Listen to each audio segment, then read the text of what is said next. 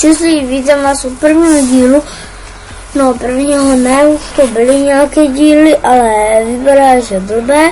Tohle bude jen taková upoutávka na hry Minecraft, CTL 11, CTL budu nějaký Sampko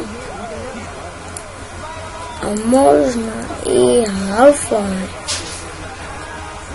A kdyby vás to fakt bavilo, kdyby jste mi napsali do komentářů, tak natočím i motocross Mensu.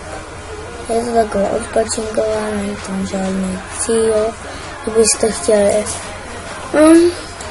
A jinak nějaké informace. Takže videa budou 30, 25, 20 až 30 minut. Možná i méně. Vlogy taky budou. Bude druhý díl na rozbalování věcí. Potom teď bude vánoční série. A ta vánoční série bude o tom, že budu natáčet s fanoušky. Takže ten, kdo mi napíše do komentářů, že chce být ve videu a natáčet se mnou Minecraft nebo CT, něco z CTL nebo ze Sampka, tak až mi napíše, no ze Sampka možná, ale z Minecraftu určitě. Když tak, vlog bude můj první vánoční. Počkejte chvilku, počkejte.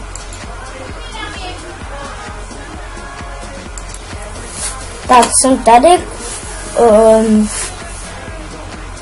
nevím, kde jsem to skončil. Když to budou i nějaké tutoriálky, jestli budete chtít, tak chci stáhnout GTA San Andreas, Eurotrack a dám vám k tomu mají ten dobrý link a strašný dobrý. To nevím, co ještě.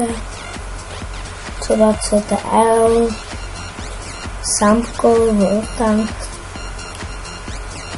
a Future. Takové blbosti. Tohle tež nemusím. Alespoň to natačíme. Jak dlouho? 3 minuty. Tak já bych to asi ukončil. Takže čus!